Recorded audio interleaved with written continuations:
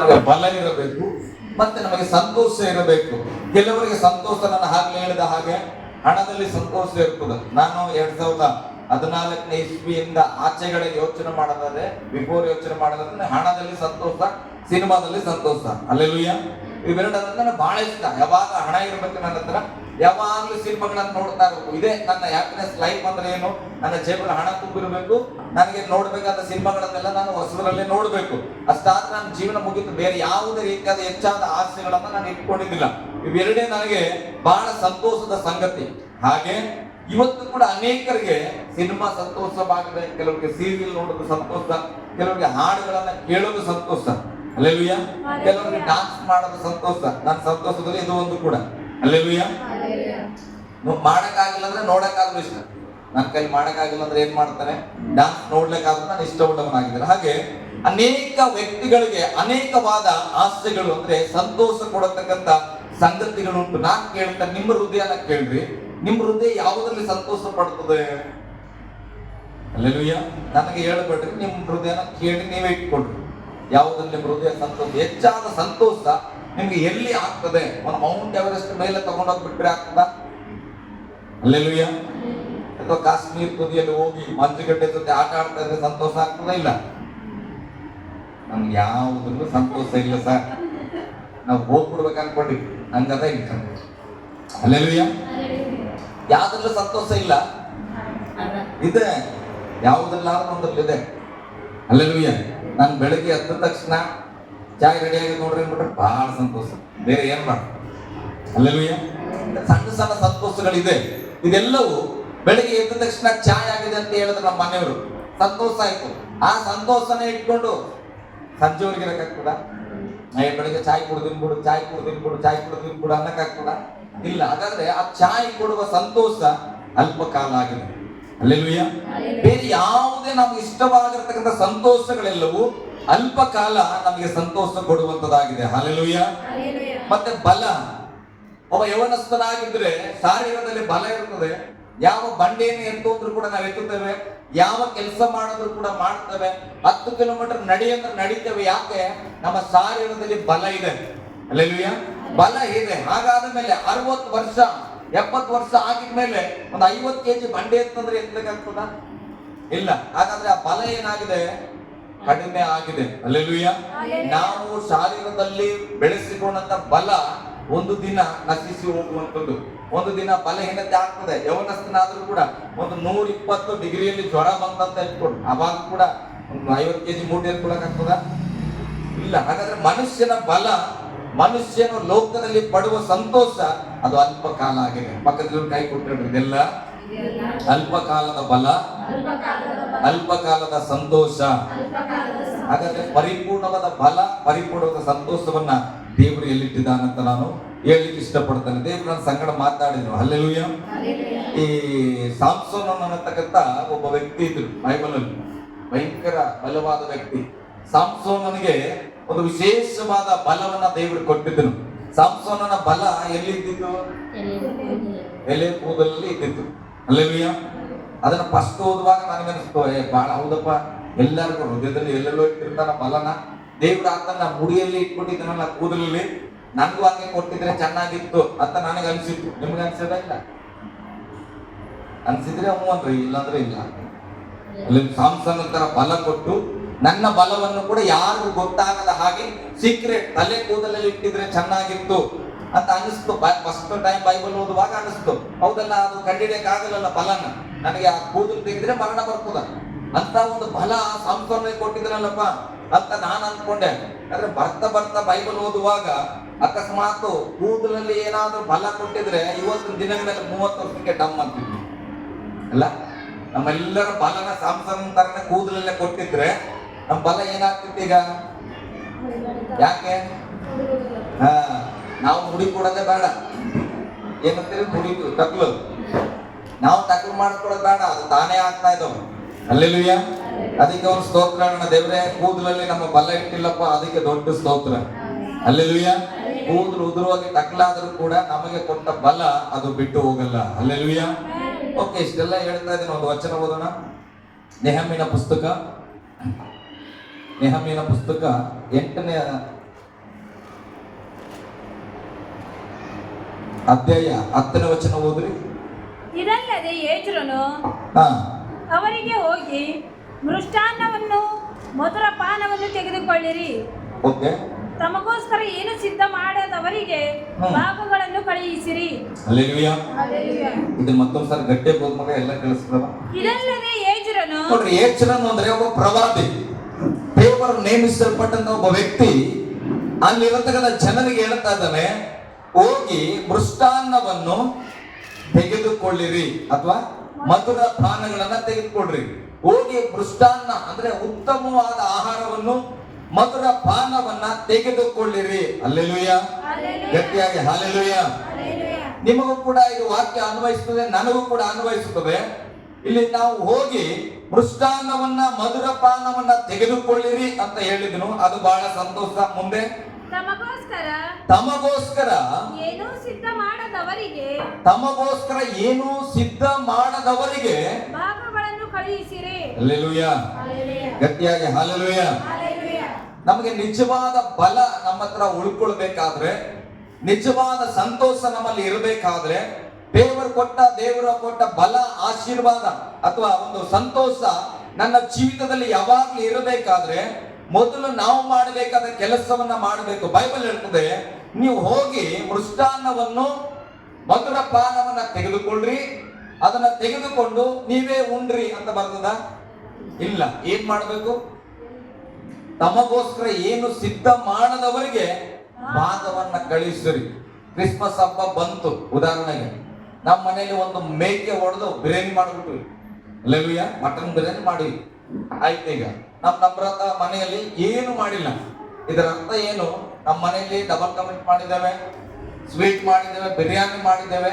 ಆ ಮೃಷ್ಟಾನ್ನ ಭೋಜನವನ್ನ ತೆಗೆದುಕೊಂಡು ತನಗಾಗಿ ಏನು ಸಿದ್ಧತೆ ಮಾಡಿಕೊಳ್ಳದ ನಮ್ರತಳಿಗೆ ಭಾಗವನ್ನ ಕಳಿಸ್ಬೇಕಂತ. ಹಲ್ಲೆಲೂಯಾ. ಗಟ್ಟಿಯಾಗಿ ಹಲ್ಲೆಲೂಯಾ. ನಾವು ಮಾಡ್ತೇವೆ ಸರ್, ವರ್ಷ ಕ್ರಿಸ್ಮಸ್ ಅಲ್ಲಿ ಏನ್ ಮಾಡ್ತೇವೆ? ನಾವು ಊಟ ಕೊಡ್ತೇವೆ, ಸ್ತೋತ್ರ. ನಾವು ಕೂಡ ಪಾಯಸವನ್ನ ಕೊಡ್ತೇವೆ, ಏನನ್ನು ಸಾವಿಗೆಯನ್ನ ಕೊಡ್ತೇವೆ, ನಾವು ಡಬಲ್ ಕಮೆಂಟ್ ಕೊಡ್ತೇವೆ, ಎಲ್ಲ ಕೊಡ್ತೇವೆ. ಹಲ್ಲೆಲೂಯಾ. ಗಟ್ಟಿಯಾಗಿ ಹಲ್ಲೆಲೂಯಾ.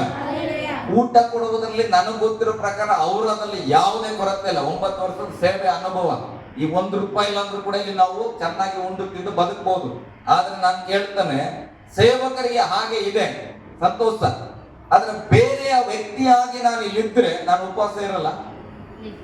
ನಾನು ಪಾಸ್ಟರ್ ಅಲ್ಲ ಅಂತ ಅನ್ಕೊಂಡ್ರಿ. ಒಬ್ಬ ಬಿಲಿವರ್ ಆಗಿ ನಾನು ಇಲ್ಲಿದ್ರೆ ಉಪವಾಸ ಬೀಳ್ತಾನೆ ಇಲ್ಲ, ಬೀಳ್ತಾನೆ. ಹಲ್ಲೆಲೂಯಾ. ಪಾಸ್ಟರ್ ಅನ್ನೋ ಕಾರಣಕ್ಕೆ ನಮಗೆ ಉಪಚಾರ ದೊರಕ್ತಾ ಇದೆ, ನಮಗೆ ಗೌರವ ದೊರಕ್ತಾ ಇದೆ. ಅದೇ ಪಾಸ್ಟರ್ ಅಲ್ಲದೆ ಒಬ್ಬ ನಾರ್ಮಲ್ ವಿಶ್ವಾಸಿ ಆಗಿದ್ರೆ ಅವನಿಗೆ ಮೃಷ್ಟಾನ್ನ ಭೋಜನಗಳು ದೊರಕಲ್ಲ. ಹಲ್ಲೆಲೂಯಾ. ಇಲ್ಲಿ ಬೈಬಲ್ ಹೇಳೋದು, ನಿಜವಾದ ಬಲ ಸಂತೋಷದಲ್ಲಿ ಬದುಕಬೇಕಾದ್ರೆ ನೀನು ಒಬ್ಬ ಎಲ್ಲ ಉಳ್ಳ ವ್ಯಕ್ತಿ ಆಗಿದ್ರೆ, ಏನು ಇಲ್ಲದ ವ್ಯಕ್ತಿಗೆ ನಿನ್ನ ಹತ್ರ ಇರೋದ್ರಲ್ಲಿ ಭಾಗವನ್ನ ಕೊಡುವ ಸ್ವಭಾವ ಇರಬೇಕು. ಹಲ್ಲೆಲೂಯಾ. ಅವ್ರೇನ್ ಪಾಸ್ಟ್ರ, ಅವ್ರೇನ್ ಸೇವೆ ಮಾಡ್ತಾರ, ಅವ್ರಿಗೆ ಯಾಕೆ ನಾನು ಕೊಡಬೇಕು? ಹಲ್ಲೆಲೂಯಾ. ಗಟ್ಟಿಯಾಗಿ ಹಲ್ಲೆಲೂಯಾ. ಬೈಬಲ್ ಅಲ್ಲಿ ಪಾಸ್ಟರ್ ಕೊಡ್ರಿ ಅಂತ ಹೇಳಿಲ್ಲ, ಬಿಷಪ್ ಕೊಡ್ರಿ ಅಂತ ಹೇಳಿಲ್ಲ. ಯಾರು ತನಗಾಗಿ ಊಟ ಸಿದ್ಧ ಮಾಡಿಲ್ಲ, ಯಾರು ತನಗಾಗಿ ಬಟ್ಟೆ ತೆಗೆದುಕೊಳ್ಳಿಕ್ಕೆ ಅರ್ಹತೆ ಇಲ್ಲ, ಅಂತವರಿಗೆ ನೀನು ಮೃಷ್ಟಾನ್ನ ಇರತಕ್ಕಂಥ ವ್ಯಕ್ತಿ ಭಾಗ ಕಳಿಸಿಕೊಡ್ಬೇಕಂತ. ಹಲ್ಲೆಲೂಯಾ. ಭಕ್ತರು ಕೈ ಕೊಟ್ಟು ಹೇಳ್ರಿ, ಇವತ್ತಿಂದ ಹೋಗುವಾಗ ಬರುವಾಗ ದೇವರು ನಮ್ಮನ್ನು ಕಾಪಾಡಬೇಕಂದ್ರೆ ನಮ್ಮ ಹತ್ರ ಇರೋ ಮೃಷ್ಟಾನ್ನವನ್ನ ಇಲ್ಲದವರಿಗೆ ಕೊಡಬೇಕು. ಸುಮ್ಮನೆ ಕಾಯಂಗಿಲ್ಲ, ದೇವ್ರಿಗೆ ಮಾಡಕ್ ಕೆಲಸ ಇಲ್ಲ ಅಂತ ತಿಳ್ಕೊಬಾರ್ದು. ಹಲ್ಲೆಲೂಯಾ. ಯಾರಿಗಂದ್ರೆ ಅವ್ರಿಗೆ ಬಾಡಿ ಗಾರ್ಡ್ ಕಾಯ್ಲಕ್ ಆಗ್ತದೆ, ಯಾರು ಸಂಬಳ ಕೊಡ್ತಾರೋ ಅವ್ರನ್ನ ಕಾಯ್ತಾರೆ. ಹಾಗೆ ದೇವರ ಮಾತನ್ನ ಕೇಳುವವರನ್ನ ದೇವರು ಕಾಯುವವನಾಗಿದ್ದಾನೆ. ಹಲ್ಲೆಲೂಯಾ. ಓಕೆ, ಮುಂದೆ ಹೋದ್ರೆ ಈ ದಿನವು ನಮ್ಮ ಕರ್ತನಿಗೆ ಪ್ರತಿಷ್ಠಿತ ದಿನವಾಗಿರುವುದರಿಂದ ವ್ಯಸನ ಪಡಬೇಡಿ. ಕೆಲವರು ಸಭೆಗೆ ಬಂದು ಕೂಡ ಅಳ್ತಾ ಇರ್ತವೆ, ಅದು ಬೇರೆ. ಯೇಸು ಸ್ವಾಮಿಯ ಮರಣವನ್ನ ನೆನೆಸಿ ಆಡೋದನ್ನ ಬಿಟ್ರೆ ಬೇರೆ ವಿಷಯದಲ್ಲಿ ವ್ಯಸನ ಪಡಬಾರ್ದು. ಸಭೆಗೆ ಬರಕ್ಕೆ ಕೆಲವರಿಗೆ ವ್ಯಸನ ಅಂದ್ರೆ ಅರ್ಥ ಆಗ್ತದ? ಬೇಸರ, ದುಃಖ. ಸಭೆಗೆ ಬಂದೇ ದುಃಖ. ಹಲ್ಲೆಲೂಯಾ. ಅದಕ್ಕೆ ನಾನು ರಾತ್ರಿ ಹೇಳಿದೆ, ಸಂತೋಷ ಹಾಡಾಡಿದ್ರಲ್ಲ ಯೇಸು ಎಂದು ಸಂತೋಷ. ಕಳೆದ ವಾರ ನಾನು ಅಡ್ವಾನ್ಸ್ ಮೆಸೇಜ್ ಮಾಡಿ ಹೇಳಿದೆ, ಏನಂತ? ಹಾಡ ಸಂತೋಷದ್ದು ಮುಖಭಾವನೆ ಹೇಗಿರ್ತದೆ? ದುಃಖದಲ್ಲಿ ಇದ್ರೆ ಅದು ವ್ಯರ್ಥ. ಒಳಗೆ ಏನಿರ್ತದೋ ಅದುವರೆಗೆ ಬರುವಂತದಾಗಿದೆ. ಅದಕ್ಕೆ ಬೈಬಲ್ ಹೇಳ್ತದೆ, ಈ ದಿನವು ನಮ್ಮ ಕರ್ತನಿಗೆ ಪ್ರತಿಷ್ಠವಾದ ದಿನವಾಗಿರುವುದರಿಂದ ಇವತ್ತು ವ್ಯಸನದಲ್ಲಿ ಇರಬಾರದು. ಅಲ್ಲೆಲುಯ್ಯ. ದುಃಖದಲ್ಲಿ ಇರಬಾರ್ದು, ಚಿಂತೆಯಲ್ಲಿ ಇರಬಾರ್ದು. ಯಾಕೆ? ಇದು ದೇವರಿಗುಳ್ಳ ದಿನ. ಆರಾಧನೆ ದಿನ ಅಂದ್ರೆ ಏನ್ ಅನ್ಕೊಂಡ್ರಿ? ಇದು ದೇವರಿಗೆ ಸಂಬಂಧಪಟ್ಟದ್ದು. ನಾವ್ ಯಾಕೆ ಇಲ್ಲಿ ಬಂದಿದ್ದೇವೆ?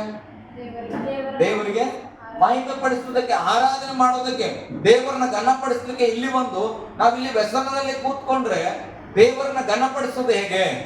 ಅಲ್ಲೆಲುಯ್ಯ. ಓಕೆ, ಮುಂದೆ ಹೋದ್ರಿ. ಯೆಹೋವನ ಆನಂದವೇ, ಯೆಹೋವನ ಆನಂದವೇ ನಿಮ್ಮ ಆಶ್ರಯವಾಗಿದೆ ಎಂದನು. ಇದು ನನ್ನೊಟ್ಟಿಗೆ ದೇವರು ಮಾತಾಡಿದ್ದೇನೆ ಗೊತ್ತಾ? ನಮ್ಗೆ ಆಶ್ರಯ ಯಾವುದಂದ್ರೆ ದೇವರ ಆನಂದ ನಮ್ಮ ಆಶ್ರಯವಾಗಿದೆ. ಅಲ್ಲೆಲುಯ್ಯ. ಈ ಪದ ನಿಮ್ಗೆ ಅರ್ಥ ಆಗಿದೆಯೋ ಇಲ್ಲೋ ನನಗೆ ಗೊತ್ತಿಲ್ಲ, ಇನ್ನ ಚೆನ್ನಾಗಿ ಅರ್ಥ ಮಾಡ್ಕೊಡ್ರಿ.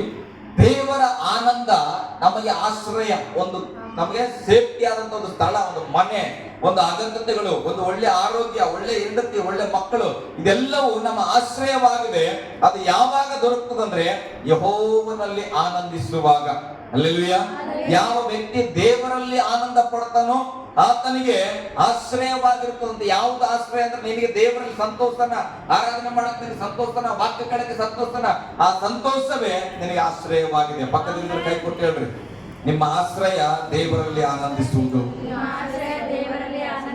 ಅಲ್ಲೆಲುಯ್ಯ. ಅದಕ್ಕೆ ನಾವ್ ಏನ್ ಮಾಡ್ಬೇಕು? ದೇವರ ದಿನವನ್ನ ಆನಂದದಿಂದ ಕಳಿಬೇಕು, ದೇವರ ದಿನವನ್ನ ಸಂತೋಷವಾಗಿ ಆರಾಧನೆ ಮಾಡ್ಬೇಕು ಅಂತ ಹೇಳುವಾಗ ಸಾಕು. ನಿನ್ನೆ ನನಗೆ ಇದ್ದ ಕೆಲಸ ಹೋಗ್ಬಿಡ್ತು. ನಿನ್ನೆ ನನ್ನ ಕಂಪ್ನಿಯಿಂದ ಕೆಲಸದಿಂದ ತೆಗೆದಾಕ್ಬಿಟ್ರು ಶನಿವಾರ. ಈಗ ಭಾನುವಾರ ಬಂದು ನಾನು ಏನ್ ಮಾಡ್ಬೇಕು? ಇಲ್ಲಿ ಸಂತೋಷ ಹೋಗ್ತದೆ ಅನ್ಬೇಕಾ? ಅಲ್ಲೆಲುಯ್ಯ. ದುಃಖ ಆಗ್ತದಿಲ್ಲ, ಕೆಲಸ ಇದ್ದಿದ್ದು ಹೋಗ್ಬಿಟ್ಟಿದೆ, ಈಗ ದುಃಖ ಆಗ್ತದಲ್ಲ. ಆದ್ರೆ ಬೈಬಲ್ ಹೇಳ್ತದೆ, ನಿನ್ನೆ ಕೆಲಸ ಹೋಗಿದ್ರು ಕೂಡ ಈ ದಿನ ನೀನು ಆನಂದಿಸಬೇಕಂತ. ಅಲ್ಲೆಲುಯ್ಯ. ಓಕೆ, ಒಂದು ವಚನ ಓದೋಣ. ಯಾಕೆ ನಾವು ಆನಂದಿಸಬೇಕು? ಕೀರ್ತನೆ 16:11 ಓದ್ರಿ.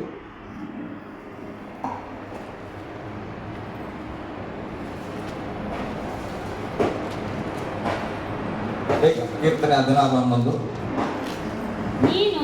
ನೀನು ನನಗೆ ಜೀವ ಮಾರ್ಗವನ್ನು ತಿಳಿಯಪಡಿಸುವಿ. ನೀನು ನನಗೆ ಜೀವ ಮಾರ್ಗವನ್ನ ತಿಳಿಯಪಡಿಸುವಿ. ನಿನ್ನ ಸಮ್ಮುಖದಲ್ಲಿ ಪರಿಪೂರ್ಣ ಸಂತೋಷವಿದೆ. ದೇವರು ನಮಗೆ ಜೀವ ಮಾರ್ಗವನ್ನ ತಿಳಿಸಿಕೊಟ್ಟಿದ್ದಾನೆ. ಕೀರ್ತನೆಯಲ್ಲಿ ದಾವೀದನಿಗೆ ಅಂದಿನ ಕಾಲದಲ್ಲಿ ಸುವಾರ್ತೆ ಇರಲಿಲ್ಲ, ರಕ್ಷಣೆ ಇರಲಿಲ್ಲ, ಅದಕ್ಕೆ ಆತನಿಗೆ ಬರ್ದಿರಬಹುದು. ಆದ್ರೆ ನಾನು ನೀವು ಇವತ್ತು ಜೀವದ ಮಾರ್ಗವನ್ನ ತಿಳಿದಿದ್ದೇವೆ, ಆ ಜೀವದ ಮಾರ್ಗದಲ್ಲೇ ಇದ್ದೇವೆ. ಅದಕ್ಕೆ ಬೈಬಲ್ ಹೇಳ್ತದೆ, ನಿನ್ನ ಸಮ್ಮುಖದಲ್ಲಿ ಪರಿಪೂರ್ಣವಾದ ಸಂತೋಷ ಇದೆ. ಅಲ್ಲೆಲುಯ್ಯ. ಈಗ ನಮ್ಗೆ 1 kg ಕೇಕ್ ಬೇಕು, ಯಾರಿಗಾದ್ರೂ ಹಣ ಕೊಡ್ತೇನೆ, ತಗೊಂಡ್ಬರ್ತೀರಾ? ತಗೊಂಡ್ಬರ್ತೀನಿ, ನಾನು ಕೈ ಮೇಲೆ ಮಾಡಿ ಹೋಗಿ 1 kg ಕೇಕ್ ನಾನು ತರ್ತೇನೆ ಸರ್, ಹಣ ಕೊಟ್ರೆ ಕೇಕ್ ತರ ಹಾಕ್ತೇನೆ. ಎಲ್ಲಿ ತರ್ತೀವಿ? ಎಲ್ಲಿ? ಗಟ್ಟಿಯಾಗಿ ಹೇಳಿ, ಎಲ್ಲಿ ತರ್ತಾಳ? ನೌಕನೆಯಲ್ಲಿ ಹೋಗಿ ತಗೊಂಡ್ಬರ್ಬೇಕು, ಸಿಗಲ್ಲ. ಅಲ್ಲೆಲುಯ್ಯ. ಆಯ್ತು, ಯಾವ್ದೋ ಒಂದು ನಮ್ಗೆ ಮೆಡಿಸಿನ್ ಬೇಕಾಗಿತ್ತು, ಎಲ್ಲಿ ಹೋಗ್ತೀರಿ? ಹಾಸ್ಪಿಟ್ಲಿಗೆ ಹೋಗ್ತೀರಾ? ಏನ್ ಬೇಕರಿಯಲ್ಲಿ ಹೋಗಿ ಕೇಳ್ತೀರಿ? ಅಲ್ಲೆಲುಯ್ಯ. ಹಾಗಾದ್ರೆ ನಮಗೆ ಕೇಕ್ ಬೇಕು ಅಂದಾಗ ನಾವು ಬೇಕರಿಯಲ್ಲೇ ಹೋಗ್ತೇವೆ. ನಮ್ಮೊಂದು ಡ್ರೆಸ್ ಬೇಕಂದ್ರೆ ಬಟ್ಟೆ ಅಂಗಡಿಯಲ್ಲಿ ಹೋಗ್ತೇವೆ. ಹಾಗಾದ್ರೆ ಇವತ್ತು ಲೋಕದ ಜನ ಎಲ್ಲ ಸಂತೋಷವನ್ನು ಹುಡುಕ್ತಾ ಇದ್ದಾರೆ. ಬೈಬಲ್ ಹೇಳ್ತದೆ, ದೇವರ ಸನ್ನಿಧಿಯಲ್ಲಿ ಸಂತೋಷ ಇದೆ. ಹಾಗಾದ್ರೆ ನಿನಗೆ ಸಂತೋಷ ಬೇಕಂದ್ರೆ ಎಲ್ಲಿ ಹೋಗ್ಬೇಕು? ಸಂತೋಷ ಬೇಕು, ಆದ್ರೆ ಸನ್ನಿಧಿಗೆ ಬರಕ್ಕಾಗಲ್ಲ. ಅಲ್ಲೆಲುಯ್ಯ. ಮನೆಯಲ್ಲೆಲ್ಲ ಸಮಾಧಾನವಾಗಿರ್ಬೇಕು. ಬೈಬಲ್ ಹೇಳ್ತದೆ, ಕರ್ತನ ಸನ್ನಿಧಿಯಲ್ಲಿ ಸಮಾಧಾನ ಉಂಟು. ಅಲ್ಲಿಗೆ ನಾನು ಬರಲ್ಲ ಸರ್ ಅಂದ್ರೆ ಕೇಕ್ ಸಿಗಂಗಿಲ್ಲ. ನಾನ್ ಬೇಕರಿಗೆ ಹೋಗಲ್ಲ, ನಾನ್ ಬೇಕರಿ ಯಾರನ್ನು ಕಳಿಸಲ್ಲ, ಬೇಕರಿ ಅವ್ರ ಸಂಗಡ ನಾನು ಮಾತಾಡಲ್ಲ, ಬೇಕರಿ ಅಂದ್ರೆ ನನಗೆ ಇಷ್ಟ ಇಲ್ಲ, ಅಯ್ಯೋ ನನಗೆ ಅವ್ರು ಕೇಕ್ ಮಾಡೋ ರೀತಿ ನನಗೆ ಇಷ್ಟ ಆಗಲ್ಲ. ಅಲ್ಲೆಲುಯ್ಯ. ನೀವು ಎಲ್ಲ ಸಭೆಯನ್ನ ಹಾಕೊಳ್ಬೇಕು, ಅವ್ರು ವರ್ಷಿಪ್ ಮಾಡೋದು ನನಗೆ ಇಷ್ಟ ಆಗಂಗಿಲ್ಲ, ಯಾಕೆ ನಿಂದ್ರೋದು ನನಗೆ ಇಷ್ಟ ಆಗಲ್ಲ, ಯಾಕೆ ಹಾಡಾಡೋದು ನನಗೆ ಇಷ್ಟ ಆಗಲ್ಲ. ಅಲ್ಲೆಲುಯ್ಯ. ಅವ್ರು ಸರಿಯಾಗಿ ಮಾಡಲ್ಲ, ಹಂಗ ಮಾಡಲ್ಲ, ಬೇಡ, ಕೇಕಿನ ಆಸೆ ಬಿಟ್ಬಿಡು, ಬರ್ತನೆ ಮಾಡ್ಕೊಳಕ್ ಹೋಗ್ಬೇಡ. ಅಲ್ಲೆಲುಯ್ಯ. ನೀನು ಕೇಕ್ ಕಟ್ ಮಾಡಿ ಬರ್ತನೆ ಮಾಡಿ ತಿನ್ಬೇಕಂದ್ರೆ ಅವ ಹೆಂಗೋ ಮಾಡ್ತಾನ, ನೀನು ಅಡ್ಜಸ್ಟ್ ಮಾಡ್ಕೋಬೇಕು. ಪಕ್ಕದಿಂದ ಕೈ ಕೊಟ್ಟಿರಲ್ಲ, ಅಡ್ಜಸ್ಟ್ ಮಾಡ್ಕೋಬೇಕು. ಅಲ್ಲೆಲುಯ್ಯ. ದೇವರು ಇನ್ನೊಂದು ವಾಕ್ಯ ಮಾತಾಡಿದ್ರು, ಗಂಡು ಮಕ್ಕಳು ಬಹಳ ಜನ ಕಡಿಮೆ ಅಲ್ಲ, ದೇವ್ರಿಗೆ ಸ್ತೋತ್ರ. ಎಲ್ಲ ಕಡೆ ಇದು ಮೆಸೇಜ್ ಅಲ್ಲ, ದೇವ್ರು ನನ್ನೊಟ್ಟಿಗೆ ಮಾತಾಡಿದ್ರು. ಹೆಣ್ಮಕ್ಳು ಅಡ್ಜಸ್ಟ್ ಆಗೋದು ಬಹಳ ಕಷ್ಟ ಗಂಡಂದ್ರ ಸಂಗಡ. ಅಲ್ಲೆಲುಯ್ಯ. ಫೋನ್ ಹಚ್ಚಿದಾಗೆಲ್ಲ ಮಾತಾಡ್ತಿರ್ತೀವಿ, ಏನ್ ಮಾಡ್ಬೇಕು ಸರ್, 10 ವರ್ಷ ಆಯ್ತು, 15 ವರ್ಷ ಆಯ್ತು, ಮಕ್ಕಳೆಲ್ಲ ಅದು ಶಾಲೆಗೆಲ್ಲ ಸೇರ್ತೀವಿ. ಇವತ್ತಿಗೂ ಕೂಡ ಏನಾಗಲ್ಲ, ನನ್ನ ಹೆಂಡತಿ ನನಗೆ ಸರಿಯಾಗಿ ಹೊಂದ್ಕೊಳ್ಳೋದೇ ಇಲ್ಲ. ಅಲ್ಲೆಲುಯ್ಯ. ಏನು ಮಾಡಿದ್ರು ಕೂಡ ಒಂದೊಂದು ಟೈಮ್ ತಗ್ಗೋದೇ ಇಲ್ಲ, ಬಹಳ ಒಂಥರ ಏನು ಸ್ಪಿರಿಟ್ ಆಡ್ದಂಗೆ ಆಡ್ತಾರಂತ.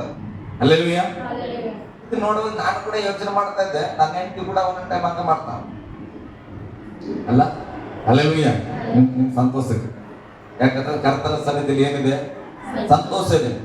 ಅವಾಗ ನಾನು ಬೈಬಲ್ ಓದ್ತಾ ಇದ್ದೆ, ದೇವ್ರು ಯಾಕೆ ಹೆಣ್ಮಕ್ಳು ಹಿಂಗೆ ಅಂತ. ಬೈಬಲ್ ಓದುವಾಗ ಬೈಬಲ್ ಹೇಳ್ತದೆ, ಆದಾಮನನ್ನು ಉಂಟು ಮಾಡಿದನು.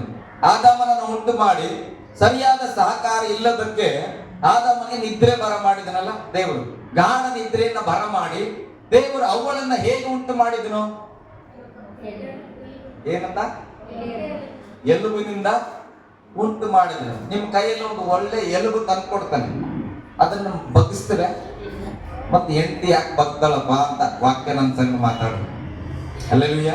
ಆಕೆಯನ್ನ ಮೃದುವಾದ ಮಾಂಸದಿಂದ ನಾನು ಉಂಟು ಮಾಡಿಲ್ಲ, ನಿನ್ನ ಪಕ್ಕಿಯ ಗಟ್ಟಿಯಾದ ಎಲುಬಿನಿಂದ ನಾನು ಉಂಟು ಮಾಡಿದ್ದೇನೆ. ಆಕೆ ಹಂಗೇ ಇರ್ತಾಳ, ನೀನೇನ್ ಮಾಡ್ಬೇಕು? ಅಡ್ಜಸ್ಟ್ ಮಾಡ್ಕೊಂಡು ಹೋಗ್ಬೇಕು. ಅಲ್ಲೆಲ್ಲೂಯ್ಯ. ಒಂದು ಓದುವಾಗ ನೋಡ್ರಿ, ದೇವರು ಒಂದೊಂದು ಪ್ರಕಟಣೆ ಕೊಡ್ತಾನ. ನಂದೇ ಎಲುಬು ಏನ್ ಮಾಡಕ್ಕೆಲ್ಲ ಸ್ಟ್ರಾಂಗ್ ಇದೆ. ನನ್ನ ಹೆಂಡತಿ ಬಾಳ ಘಾಟಿದೆ, ಅವಾಗ ಅರ್ಥ ಮಾಡ್ಕೋಬೇಕು. ನೀನು ಕೂಡ ಘಾಟಿ. ಸರಿಯಾದ ಸಹಕಾರಿ ಅದರಲ್ಲೇ ಅರ್ಥ ಆಗೋದು. ನಾನು ಹೇಗಿದ್ದೇನೋ ನನಗೆ ತಕ್ಕ ಹಾಗೆ ನನ್ನ ಪಕ್ಕೆ ಎಲುಬಲ್ಲ ನನ್ನ ಹೆಂಡತಿನ ಉಂಟು ಮಾಡ. ಬೆಳಗ್ಗೆ ದೇವ್ರು ನಾನು ಮಾಯ, ನಿಮ್ಮ ಹೆಂಡತಿ ಎಷ್ಟು ಸ್ಟ್ರಾಂಗ್ ಇದ್ರು ನೀವೇನ್ ಮಾಡ್ಬೇಕು? ಅಡ್ಜಸ್ಟ್ ಮಾಡ. ಹಂಗೆ ನಿಂದ್ರಬೇಡ, ಹಂಗೆ ಮಾಡ್ಬೇಡ, ಹಂಗೆ ಮಾಡ್ಬೇಡ, ಹಿಂಗೆ ಮಾತಾಡ್ಬೇಡ, ಹಂಗೆ ಎಲ್ಲ ಕರಪ್ಷನ್ ಮಾಡೋದು ಸಿಟ್ಟು ಬಂದ್ಬಿಡ್ತು. ಸರಿ, ನಾನ್ ಪಾಸ್ಟ್ರ, ನೀನ್ ಪಾಸ್ಟ್ರ. ಅಲ್ಲವಿಯ. ಅವಾಗ ವಾಕ್ಯ ದೇವ್ರು ಹೇಳಿದ್ನು, ಎಲುಬಪ್ಪ ನಿನ್ನ ಪಕ್ಕಿಯ ಎಲುಬು. ಅಲ್ಲೆಲೂಯ್ಯ. ಅದು ಸ್ಟ್ರಾಂಗ್ ಆಗಿದೆ ಅಂದ್ರೆ ಅರ್ಥ ನಿನ್ನ ಎಲುಬು. ನೀನೇನ್ ಮಾಡ್ಬೇಕು? ಆ ಎಲುಬನ್ನ ಅಡ್ಜಸ್ಟ್ ಮಾಡ್ಕೊಂಡು ಹೋಗ್ಬೇಕು. ಆವಾಗಲೇ ಸುಖ ಸಂಸಾರ ಎಂಬುದಾಗಿ. ಅಲ್ಲೆಲೂಯ್ಯ. ಗಟ್ಟಿಯಾಗಿ ಅಲ್ಲೆಲೂಯ್ಯ. ಓಕೆ, ನಾವು ವಾಕ್ಯದ ಕಡೆಗೆ ನಾನು ಮತ್ತೆ ಬರ್ತೇನೆ. ಅದಕ್ಕೆ ಅಡ್ಜಸ್ಟ್ ಮಾಡ್ಕೊಳ್ಳುವಂಥದ್ದು ಇಲ್ಲ ಅಂದ್ರೆ ನಮ್ಮ ಜೀವಿತ ಸುಖವಾಗಿ ಇರಲ್ಲ. ನೀನು ಸಭೆಗೆ ಬರಕ್ಕೆ ಮನಸ್ಸಿಲ್ಲ, ಸಭೆಯಲ್ಲಿ ಕೂತ್ಕೊಳ್ಳಕ್ಕೆ ಮನಸ್ಸಿಲ್ಲ, ಸಭೆಯಲ್ಲಿ ಆರಾಧನೆ ಮಾಡಕ್ಕೆ ಮನಸ್ಸಿಲ್ಲ, ಆದ್ರೆ ಬಯಸೋದೇನು? ಸಂತೋಷ ಬೇಕು. ನಮ್ಮ ಮನೆಯಲ್ಲಿ ಹ್ಯಾಪಿನೆಸ್ ಇರಬೇಕು. ಬೈಬಲ್ ಹೇಳ್ತದೆ, ಪರಿಪೂರ್ಣವಾದ ಸಂತೋಷ ಯೆಹೋವನ ಸನ್ನಿಧಿಯಲ್ಲಿ ಇದೆ ಅಂತ. ಹಲ್ಲೆಲೂಯ್ಯ. ಗಟ್ಟಿಯಾಗಿ ಹಲ್ಲೆಲೂಯ್ಯ. ಇದು ಒಂದು ನೀವು ಅರ್ಥ ಮಾಡ್ಕೊಂಡ್ರೆ ನಿಮ್ ಜೀವಿತ ಸಾರ್ಥಕ. ನಿಮ್ಮ ಮನೆ ಯಾವಾಗ್ಲೂ ಸಂತೋಷವಾಗಿರ್ಬೇಕಾ? ಯಾವಾಗ್ಲೂ ಸಭೆಗೆ ಬರೋದನ್ನ ಅಭ್ಯಾಸ ಮಾಡ್ರಿ, ಸಭೆ ಕೂಡಿಕೊಳ್ಳೋದನ್ನ ಅಭ್ಯಾಸ ಮಾಡ್ರಿ. ಬೈಬಲ್ ಹೇಳ್ತದೆ, 2-3 ಸೇರುವ ಸ್ಥಳ ಸಭೆ ಅಲ್ಲ. ನಮಗೆ ಬಹಳ ಸಂತೋಷ ಅಂದ್ರೆ ಕಲ್ವರಿ ಟೆಂಪಲ್ಗೆ ಹೋಗ್ಬಿಡ್ಬೇಕು ಅಂತಾರೆ. ಹೋಗ್ರಿ, ಬೇಡ ಅಂತ ನಾನು ಅಂದಿಲ್ಲ, ನಾನು ಹೋಗಿನಿ. ಅಲ್ಲೆಲ್ಲೂಯ್ಯ. ನಮ್ಮ ಒಬ್ಬರು ಆತ್ಮೀಯರು ಹೈದರಾಬಾದಲ್ಲಿ ಸೇವೆಗೆ ಹೋದಾಗ ಬನ್ನಿ ಸರ್ ನೋಡ್ಕೊಂಡು ಬರೋಣ ಅಂತ ಕರ್ಕೊಂಡು ಹೋಗಿದ್ರು. ಬಹಳ ಸಂತೋಷ, ದೊಡ್ಡ ಸೇವೆ. ನಾನು ಹೇಳ್ತೇನೆ, ಹಾಗಾದ್ರೆ ಅಲ್ಲಿ ಹೋದ್ರೆ ಮಾತ್ರ ಸಂತೋಷನ ಅಥವಾ ಯೆರೂಸಲೇಮ್ಗೆ ಹೋದ್ರೆ ಸಂತೋಷನ? ಬೈಬಲ್ ಹೇಳ್ತಾ 2-3 ಸೇರುವ ಸ್ಥಳ ದೇವರ ಸನ್ನಿಧಿ. ಆ ಸನ್ನಿಧಿಯಲ್ಲಿ ಬಂದು ಪ್ರಾರ್ಥನೆ ಮಾಡೋ ಮನಸ್ಸು ನಿನಗಿದ್ರೆ ನಿನ್ನ ಕುಟುಂಬದಲ್ಲಿ ಸಂತೋಷ ಬರುತ್ತದೆ. ವಾಕ್ಯದಲ್ಲಿ ಹೇಳ್ತಾ ಇದೆ, ಪಕ್ಕದಲ್ಲಿ ಕೈ ಕೊಟ್ಟು ಹೇಳ್ರಿ, ನಿಮ್ಮ ಸಂತೋಷದ ಮೂಲ ಸಭೆ. ಎಷ್ಟು ಸಂತೋಷ ಬೇಕು ಅಷ್ಟೇ ಏನ್ ಮಾಡ್ರಿ, ಸಭೆಗೆ ಬನ್ರಿ. ಸಭೆಗೆ ಬರದೆ ಮನೆಯಲ್ಲಿದ್ದು ನಮ್ಮ ಮನೇಲಿ ಸಮಾಧಾನ ಇಲ್ಲ, ನಮ್ಮ ಮನೆ ಸಂತೋಷ ಇಲ್ಲ ಅಂದ್ರೆ ಆಗಲ್ಲ. ಮುಂದೆ ಒಂದು ವಚನ ಓದಿದ್ರೆ ಹೆಂಗೆ? ನಿನ್ನ ಸಮ್ಮುಖದಲ್ಲಿ ಪರಿಪೂರ್ಣವಾದ ಸಂತೋಷವಿದೆ, ನಿನ್ನ ಬಲಗೈಯಲ್ಲಿ ಶಾಶ್ವತ ಭಾಗ್ಯವಿದೆ. ಈ ಪರಿಪೂರ್ಣವಾದ ಸಂತೋಷವುಳ್ಳ ಸಭೆಗೆ ಇದೆ ಅಂತ ನಾನು ಹೇಳ್ತೀನಿ. ಯಾವ್ದಾರ ಸಭೆಗೆ ಹೋಗಿ ನಿಮ್ಮ ಮನಸ್ಸು ಎಲ್ಲ ಕಡೆ ಸಂತೋಷ ಅದ. ಹಲ್ಲೆಲೂಯ್ಯ. ಆ ದೇವರನ್ನ ಆರಾಧನೆ ಮಾಡುವ ಸಭೆ ಅಂತ ನಾನು ಹೇಳ್ತಾ ಇದ್ದೇನೆ. ಇದೇ ಸಭೆ ಅದೇ ಸಭೆ ಅಲ್ಲ. ದೇವರನ್ನ ಆರಾಧಿಸುವ ಸ್ಥಳ, ದೇವರ ಸಂತೋಷ ಇರತಕ್ಕಂಥ ಸ್ಥಳ. ಅಲ್ಲಿಗೆ ನೀನು ಹೋಗುವಾಗ, ನಿನ್ನನ್ನು ನೀನು ಸಮರ್ಪಣೆ ಮಾಡಿಕೊಂಡು ಆರಾಧನೆ ಮಾಡುವಾಗ ನಿತ್ಯವಾದ ಶಾಶ್ವತವಾದ ಭಾಗ್ಯ ದೇವರ ಬಲಗೈಯಲ್ಲಿ ಇದೆ ಅಂತ. ಹಲ್ಲೆಲೂಯ್ಯ. ಅದಕ್ಕೆ ನಾನು ಹೇಳ್ತಾ ಇದ್ದೆ, ದೇವರನ್ನ ನಾವು ಸ್ಪರ್ಶ ಮಾಡಬೇಕು, ದೇವರನ್ನ ಮುಟ್ಟಬೇಕು, ದೇವರನ್ನ ಅನುಭವಿಸಬೇಕು. ಅವಾಗ ಆತನ ಕೈಯಲ್ಲಿ ಇರತಕ್ಕಂಥ ಶಾಶ್ವತವಾದ ಭಾಗ್ಯ ನಮ್ಮ ಜೀವಿತದಲ್ಲಿ ಬರುವಂತದ್ದಾಗಿದೆ. ಹಲ್ಲೆಲೂಯ್ಯ. ಗಟ್ಟಿಯಾಗಿ ಹಲ್ಲೆಲೂಯ್ಯ. ಅದಕ್ಕೆ ಪ್ರತಿದಿನ ಬೆಳಿಗ್ಗೆ ಎದ್ದೇಳುವಾಗ ಸಂತೋಷವಾಗಿ ಎದ್ದೇಳ್ರಿ. ಅಲ್ಲ, ಬೆಳಿಗ್ಗೆ ಎದ್ದೇಳುವಾಗ ಹೇಗೆ ಹೇಳ್ಬೇಕು? ಹ್ಯಾಪಿ ಆಗೋ ಸಂತೋಷ ಹುಟ್ಟುತ್ತೆ, ಸಂತೋಷ ಹುಟ್ಟುತ್ತೆ. 5 ಗಂಟೆಗೆ ಹೇಳಂದ್ರೆ ಸಂತೋಷ ಹುಟ್ಟಲ್ಲ, 10 ಗಂಟೆಗೆ ಹೇಳಂದ್ರೆ ಹುಟ್ಟುತ್ತದೆ. ಹಲ್ಲೆಲೂಯ್ಯ. ಹಂಗಲ್ಲ, ಪ್ರತಿದಿನ ಎದ್ದೇಳುವಾಗ ಸಂತೋಷವಾಗಿ ಸ್ತೋತ್ರದೊಟ್ಟಿಗೆ ನಾವು ಹೇಳಬೇಕು. ಯಾಕೆ? ನಾವು ದೇವರಲ್ಲಿ ಸಂತೋಷ ಪಡುವಾಗ ಅದೇ ನಮ್ಮ ಆಶ್ರಯ ಅಲ್ಲ. ಯೆಹೋವನ ಆನಂದವೇ ನಮ್ಮ ಆಶ್ರಯ, ಯೆಹೋವನ ಆನಂದವೇ ನಮ್ಮ ಬಲ. ಅದನ್ನ ನಾವು ಯಾವತ್ತೂ ಮರೆಯಬಾರದು. ಬೆಳಿಗ್ಗೆ ಎದ್ದೇಳುವಾಗ ಆ ದಿನದ ಆಶ್ರಯ ನಿನಗೆ ಬೇಕಾ? ಆ ದಿನದಲ್ಲಿ ನಿನಗೆ ಬಲ ಬೇಕಾ? ಸ್ತೋತ್ರದೊಟ್ಟಿಗೆ ಎದ್ದೇಳಬೇಕು. ಪಕ್ಕದಲ್ಲಿ ಕೈ ಕೊಟ್ಟು ಹೇಳ್ರಿ, ಬೆಳಿಗ್ಗೆ ಹೇಳುವಾಗ ಸಂತೋಷದ ಸ್ತೋತ್ರದೊಟ್ಟಿಗೆ ಎದ್ದೇಳ್ರಿ. ಓಕೆ, ಹಲ್ಲೆಲೂಯ್ಯ. ಗಟ್ಟಿಯಾಗಿ ಹಾಲೆಲೂಯ. ಮತ್ತೆ ನಾನು ಮನೆಯಲ್ಲಿ ಕೇಳಿದೆ ನಿನ್ನೆ ದಿವಸ, ನಮ್ಮ ಮನೇಲಿ ನಾನು ಚರ್ಚೆ ಮಾಡ್ತಿದ್ದೆ, ನಮ್ಮ ಮಗ ಸಾಲು ಹತ್ರ ನಮ್ಮ ಮನೆಯವ್ರ ಹತ್ರ ಎಲ್ಲ ಮಾತಾಡುವಾಗ, ಮಗ ಸ್ನಾನ ಮಾಡ್ಕೊಂಡು ಅಂತ ಕೇಳಿದೆ, ಮಾಡ್ಕೊಂಡೆ ಚಿಕ್ಕಪ್ಪ ಅಂದನು. ನಾಳೆ ಮಾಡ್ತೀಯ ಅಂತ ಕೇಳಿದೆ, ಮಾಡ್ತೇನೆ ಅಂದ. ಅಲ್ಲೆಲೂಯ. ನಾಳದು ಅಂತೆ, ನಾಳದು ಮಾಡ್ತಾನೆ. ಬುಧವಾರ ಮಾಡ್ತೀಯ ಮಗ? ಬುಧವಾರ ಮಾಡ್ತಾನೆ. ಯಾಕೆ ಚಿಕ್ಕಪ್ಪ ಹಿಂಗೆ ಕೇಳ್ತಾ ಇದ್ರಿ? ಮಂಗಳವಾರ ಮಾಡ್ತೀಯಾ? ಮಂಗಳವಾರ ಕೂಡ ಮಾಡ್ತಾನೆ. ಭಾನುವಾರ ಭಾನುವಾರ ಅಂತ ಕಂಪಲ್ಸರಿ ಮಾಡ್ತಾನೆ. ಅಲ್ಲೆಲೂಯ. ನೀವು ಹಂಗೆ ಮಾಡ್ತೀರಾ? ಇಲ್ಲ, ಓಕೆ, ಒಂದಿನ ಮಿಸ್ ಆಗ್ಬೋದು, ಅನಿವಾರ್ಯ, ಬಟ್ ಮಾಡ್ತಾರೆ. ಅಲ್ಲೆಲೂಯ. ವಿಡಿಯೋ ಸ್ಟಾರ್ಟ್ ಅದ? ಓಕೆ, ಬೇಜಾರು ಮಾಡ್ಕೋಬಾರ್ದು.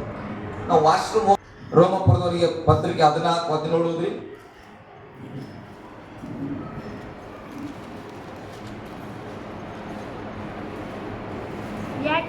ಯಾಕೆಂದರೆ ತಿನ್ನುವುದು ಕುಡಿಯುವುದು ನಾವು ತಿಂತೇವೆ, ಟೈಮಿಗೆ ಕುಡಿತೇವೆ, ಇದು ದೇವರ ರಾಜ್ಯ ಅಲ್ಲ ಅಂತ.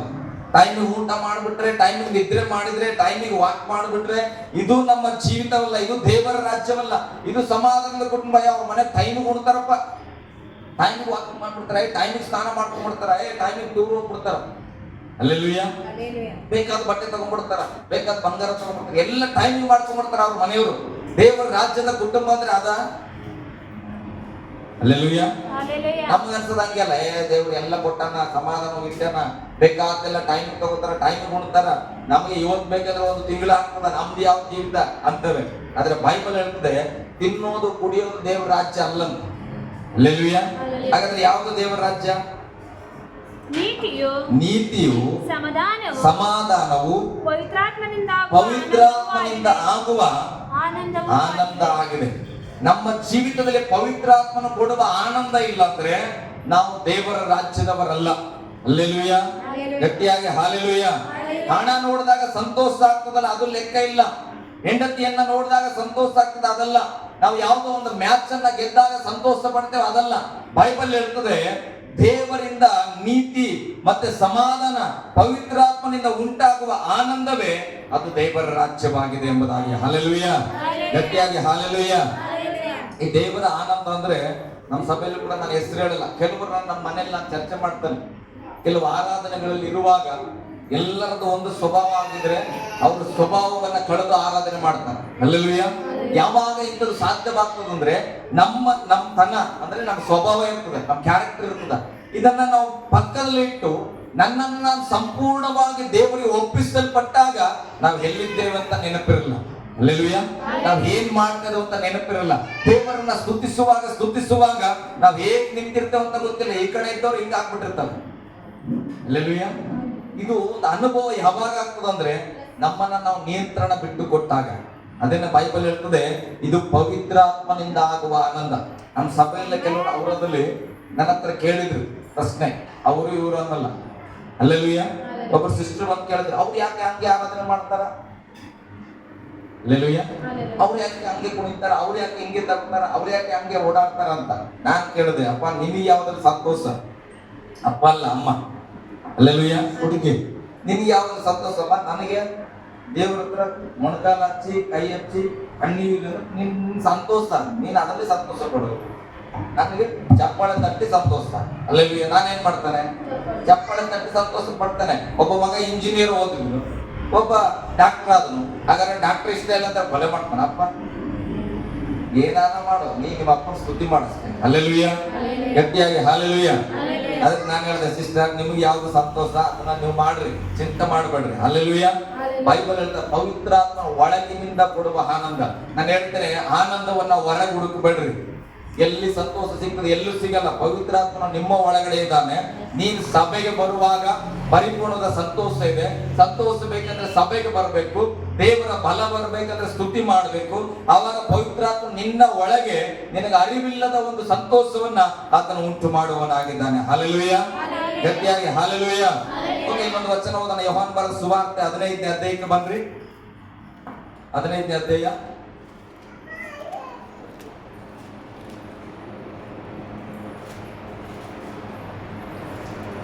9ನೇ ವಚನದಿಂದ ಓದ್ಬೋದು. ತಂದೆ ನನ್ನನ್ನು ಪ್ರೀತಿಸಿದ ಹಾಗೆ, ಯೇಸು ಸ್ವಾಮಿ ಹೇಳ್ತಾ ಇದ್ದಾನೆ, ತಂದೆ ನನ್ನನ್ನು ಪ್ರೀತಿಸಿದ ಹಾಗೆ ನಾನು ನಿಮ್ಮನ್ನ ಪ್ರೀತಿಸಿದ್ದೇನೆ. ತಂದೆಯಾದ ದೇವರು ಯೇಸು ಸ್ವಾಮಿನ ಹೇಗೆ ಪ್ರೀತಿ ಮಾಡಿದ್ರು, ಸೇಮ್ ಟು ಸೇಮ್ ಅದೇ ಪ್ರೀತಿಯನ್ನ ಯೇಸು ಸ್ವಾಮಿ ಕೂಡ ಶಿಷ್ಯರ ಮೇಲೆ ತೋರಿಸಿದನು. ಹಲ್ಲೆಲೂಯಾ. ಆದ್ರೆ ಬದಲಾವಣೆ ಇಲ್ಲ.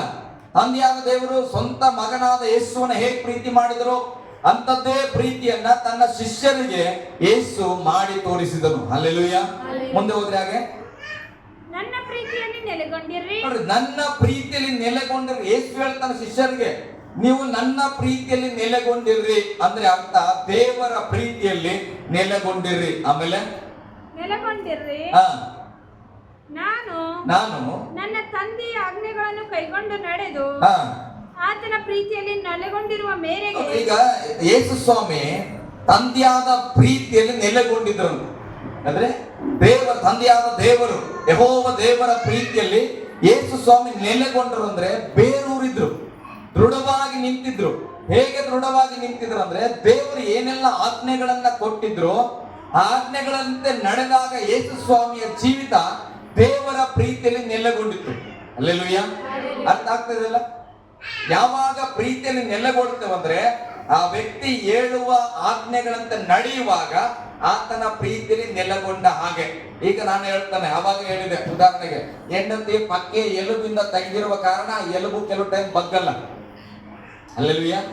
ಅದಕ್ಕೆ ನಾವೇ ಏನ್ ಮಾಡ್ಬೇಕು, ಹೆಂಡತಿನ ಅಡ್ಜಸ್ಟ್ ಮಾಡ್ಕೊಂಡು ಬದುಕಬೇಕು. ಎಲ್ಲಕ್ಕೂ ಬಗ್ಗು ಅನ್ನಕ್ಕಾಗಲ್ಲ, ಅರ್ಥ ಮಾಡ್ಕೋಬೇಕು. ಹೆಂಡತಿ ಎಲುಬಿಂದ ಉಂಟಾಗಲ್ಲ. ಎಲುಬು ಬಗ್ಸಕ್ ಹೋದ್ರೆ ಏನಾಗ್ತದೆ, ಮುರಿದೋಯ್ತಂದ್ರೆ ಕುಟುಂಬ ಒಡೆದೋಗ್ತದೆ. ಹಂಗಾಗಿ ಹೆಂಡತಿನ ಪ್ರೀತಿಯಿಂದ ನಾನೇ ಅನುಸರಿಸಿ ಬದುಕಬೇಕು. ಹಾಗೆ ಬೈಬಲ್ ಹೇಳ್ತದೆ, ಹೆಂಡತಿ ಕೂಡ ತನ್ನ ಗಂಡನ ಪ್ರೀತಿಯಲ್ಲಿ ನೆಲೆಗೊಳ್ಳೋದು ಅಂದ್ರೆ ತನ್ನ ಗಂಡನ ಆಜ್ಞೆಯಂತೆ ಬದುಕೋದು. ಹಲ್ಲೆಲೂಯಾ. ಅದನ್ನ ಬೈಬಲ್ ಹೇಳ್ತದೆ ಇಲ್ಲಿ, ದೇವರ ಪ್ರೀತಿಯಲ್ಲಿ ನೆಲೆಗೊಂಡನ ಯೇಸು ಸ್ವಾಮಿ ಹೇಗೆಂದರೆ ತಂದೆಯಾದ ದೇವರ ಆಜ್ಞೆಗಳನ್ನು ಕೈಗೊಂಡು ನಡೆದು ಆತನ ಪ್ರೀತಿಯಲ್ಲಿ ನೆಲೆಗೊಂಡಿರುವ ಮೇರೆಗೆ ನೀವು ನನ್ನ ಆಜ್ಞೆಗಳನ್ನ ಕೈಗೊಂಡು ನಡೆದರೆ ನನ್ನ ಪ್ರೀತಿಯಲ್ಲಿ ನೆಲೆಗೊಂಡಿರುವಿರಿ. ಹಲ್ಲೆಲೂಯಾ. ಇವಾಗ ನಮ್ಮ ಮನಸ್ಸನ್ನು ಕೇಳಿದ್ರೆ ಗೊತ್ತಾಗ್ಬಿಡ್ತದ ನಾವು ಎಷ್ಟು ಯೇಸು ಸ್ವಾಮಿ ವಾಕ್ಯದಂತೆ ನಡೀತಾ ಇದ್ದೇವೆ. ಹಲ್ಲೆಲೂಯಾ. ಎಷ್ಟು ಯೇಸುವಿನ ಆಜ್ಞೆ ಅಂತ ನಡೀತಾ ಇದ್ದೇವೋ ಅಷ್ಟರ ಮಟ್ಟಿಗೆ ನೆಲೆಗೊಂಡಿದ್ದೇವೆ. ಒಂದು ವಾಕ್ಯ ಕೇಳಿದ್ರೆ ಒಂದು ಬೇರು ಬಿಟ್ಟದ ಯೇಸು ಸ್ವಾಮಿ. ಹಲ್ಲೆಲೂಯಾ. ಈ 99 ವಾಕ್ಯ ನಮಗೆ ಲೆಕ್ಕಕ್ಕಿಲ್ಲ. ಹಾಗಾದ್ರೆ 99 ವಾಕ್ಯ ಆ ಲೆಕ್ಕ ಇಲ್ಲ ಅನ್ನೋದಾದ್ರೆ ಆ 99 ನಮ್ಮ ಜೀವಿತದ ಬೇರು ಲೋಕದಲ್ಲಿ ಬಿಟ್ಟದು. ಹಲ್ಲೆಲೂಯಾ. ಈಗ 99 ಯೇಸು ಸ್ವಾಮಿ ಹತ್ರ ಅದು ಸಾಕು. ಒಂದೇ ಒಂದು ನನ್ನ ಹೆಂಡತಿ ಹೊಡಿಬೇಡ ಅಂದ್ರೆ ಆಗಲ್ಲ, ನಾನು ಹೊಡಿಲೇಬೇಕು. ಈಗ ಅದೊಂದು ಬೇರೆ ಏನಾಗಿದೆ ಲೋಕದಲ್ಲಿ ಇದೆ. ಹಲ್ಲೆಲೂಯಾ. ಅದು ಒಂದು ಬೇರೆ ಸಾಕಾಗಲ್ಲ, ಸೈತಾನನಿಗೆ ಸಾಕಾಗಲ್ಲ.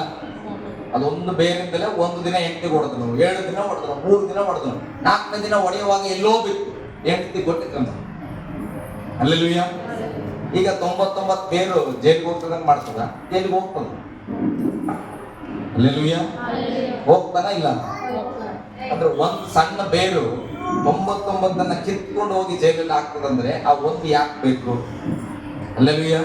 ನಾವೇನ್ ಮಾಡ್ಬೇಕು, ಆ ಒಂದು ಬೇರನ್ನ ಬಿಡಿಸ್ಕೊಂಡು ದೇವರ ಕಡೆಗೆ ನಾವು ನೆಲೆಗೊಳಿಸಬೇಕು. ಅದಕ್ಕೆ ಬೈಬಲ್ ಹೇಳ್ತದೆ, ಆತನ ಆಜ್ಞೆಯಲ್ಲಿ ನಡೆಯುವವರೇ ಕ್ರಿಸ್ತನ ಪ್ರೀತಿಯಲ್ಲಿ ನೆಲೆಗೊಂಡಿರುತ್ತಾರೆ. ಮುಂದೆ ಹೋದ್ರೆ ಹಾಗೆ,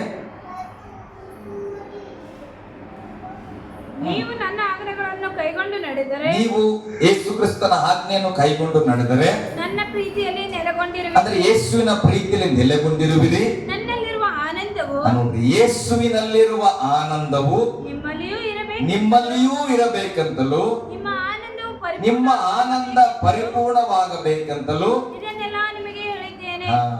ಯೇಸುವಿನಲ್ಲಿ ಇದ್ದಾಗ ಮಾತ್ರ ಯೇಸುವಿನ ಆನಂದ ನಿಮ್ಮಲ್ಲಿ ಬರ್ತದೆ. ಆ ಆನಂದ ಬಂದ ಮೇಲೆ ಅಷ್ಟಿಗೆ ಸ್ಟಾಪ್ ಮಾಡಬಾರ್ದು. ಕೆಲವರು ನಂಬುತ್ತೇವೆ, ಸ್ತೋತ್ರ ಹೇಳ್ತೇವೆ, ದೀಕ್ಷಾಸ್ನಾನ ತಗೋತೇವೆ, ದೇವರು ನಮ್ಮ ಮನೆಗೆ ಸಮಾಧಾನ ಕೊಟ್ಬಿಟ್ಟು ನಾವು ಮುಗೀತು, ಗೇಟ್ ಬೀಗ ಹಾಕಿ ಯೇಸು ಸ್ವಾಮಿನ ಒಂದ್ ಕಡೆ ಕೂಡಾಕ್ಬಿಡ್ತೇವೆ. ಹಲ್ಲೆಲೂಯಾ. ಬೈಬಲ್ ಹೇಳ್ತದೆ, ನಮ್ಮ ಒಳಗಡೆ ಬಂದ ಆನಂದ ಪರಿಪೂರ್ಣ ಆಗ್ಬೇಕಂತ. ಯೇಸುವನ್ನು ನಂಬುವಾಗ ಆನಂದ ನಮ್ಮಲ್ಲಿ ಪ್ರವೇಶ ಮಾಡ್ತದೆ. ಅದು ಪರಿಪೂರ್ಣವಾಗಬೇಕಾದರೆ ಬೈಬಲ್ ಹೇಳ್ತದೆ, ಆ ಆಜ್ಞೆಗಳಂತೆ ನಾವು ಪ್ರತಿನಿತ್ಯ ನಡೆಯಬೇಕು. ಹಲ್ಲೆಲೂಯಾ. ಗಟ್ಟಿಯಾಗಿ ಹಲ್ಲೆಲೂಯಾ.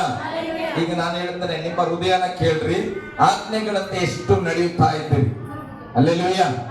ಗಟ್ಟಿಯಾಗಿ ಹಲ್ಲೆಲೂಯಾ. ಓಕೆ, ಕೀರ್ತನೆ 32:11 ಓದ್ರಿ, ಬೇಗ. ಕೀರ್ತನೆಗಳು 32:11 ಓದ್ರಿ. ಕೀರ್ತನೆಗಳು 32:11. ನೀತಿವಂತರೇ ನೀತಿವಂತರೇ ಯೆಹೋವನಲ್ಲಿ ಸಂತೋಷಿಸುತ್ತಾ ಯೆಹೋವನಲ್ಲಿ ಸಂತೋಷಿಸುತ್ತಾ ಉಲ್ಲಾಸಿಸಿರಿ. ಯಥಾರ್ಥ ಚಿತ್ತರೇ ಆತನ ವಿಷಯದಲ್ಲಿ ಉತ್ಸಾಹ ಧ್ವನಿ ಮಾಡಿರಿ. ಇದರಲ್ಲಿ ಒಂದು ಪಾಯಿಂಟ್ ಅರ್ಥ ಮಾಡ್ಕೊಡ್ರಿ. ದೇವರ ನಂಬಿದಾಗ ನಾವು ನೀತಿವಂತರಾಗಿದ್ದೇವೆ.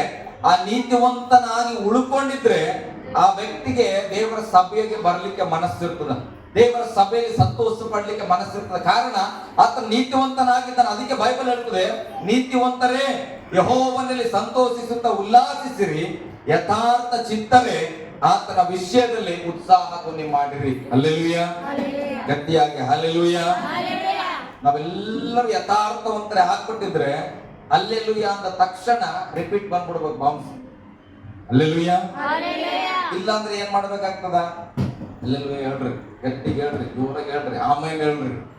ಅಲ್ಲ, ಯಾಕೆ ಇದಾಗ್ತದಂದ್ರೆ ನಮ್ಮ ಮನಸ್ಸು ಯಥಾರ್ಥತೆ ಇಲ್ಲ. 50 ಇಲ್ಲದ 50 ಮನೆಗದ. ಹಲ್ಲೆಲೂಯಾ. ಇಲ್ಲಿರೋರು ಮಾತ್ರ ಗಟ್ಟಿಯಾಗಿ ಒಂದು ಆಮೇಲೆ ಹೇಳ್ರಿ. ಸ್ತೋತ್ರ. 21ನೇ ಅಧ್ಯಾಯ ಕೀರ್ತನೆ 1ನೇ ವಚನ ಓದು. ಅದನ್ನ ಹೇಳಿ ನಾನು ಮುಗಿಸ್ತಾನೆ. ಯೆಹೋವನೇ ನಿನ್ನ ಪರಾಕ್ರಮದಲ್ಲಿ ಅರಸನು ಸಂತೋಷಿಸುತ್ತಾನೆ. ನೀನು ಉಂಟು ಮಾಡಿದ ಜಯಕ್ಕಾಗಿ ಎಷ್ಟೋ ಆನಂದ ಪಡುತ್ತೆ. ಪಾಪವನ್ನ ಜಯಿಸಿದ ಯೇಸು ನಮ್ಮನ್ನ ಪಾಪದಿಂದ ಬಿಡಿಸನ. ಆ ಒಂದು ಜಯವನ್ನ ನೆನೆಸಿ ನಾವು ಎಷ್ಟೋ ಆನಂದ ಪಡ್ಬೇಕು. ಸಭೆಗೆ ಬಂದಾಗ ಕೆಲವರು ಏನ್ ಮಾಡೋಣ ಅಂತ ಆನಂದ ಪಡ್ಲಿ. ನಿನ್ನ ಪಾಪನ ದೇವ್ರಿಗೆ ಕ್ಷಮಿಸ್ತಾನೆ, ಅದಕ್ಕೆ ನೀನು ಆನಂದ ಪಡ ಸಾಕು. ಹಲ್ಲೆಲೂಯಾ. ನನಗೆ ಅದಿಲ್ಲ ಇದಿಲ್ಲ ಅದೆಲ್ಲ ನಿಂದ ಆ ಕಡೆ ಕಂತಿನ. ಬೈಬಲ್ ಹೇಳ್ತದೆ, ದೇವರು ನಿನ್ನ ಪಾಪದಿಂದ ಬಿಡಿಸ್ತಾನ, ಪರಿಶುದ್ಧತೆಗೊಳಿಸ್ತಾನ, ನಿನ್ನ ನೀತಿವಂತನಾಗಿ ತನ್ನ ಮಗನಾಗಿ ಮಗಳಾಗಿ ಮಾಡಿಕೊಂಡನ. ಅದಕ್ಕೆ ಇಲ್ಲಿ ಬಂದ ತಕ್ಷಣ ಆನಂದದ ಸ್ತೋತ್ರ ಮಾಡಬೇಕು. ಹಲ್ಲೆಲೂಯಾ. ನಾವೆಲ್ಲರೂ ಎದ್ದು ನಿಂತ್ಕೊಳ್ಳೋಣ ಪ್ರಿಯರೇ ಕರ್ತನ ಸನ್ನಿಧಿಯಲ್ಲಿ.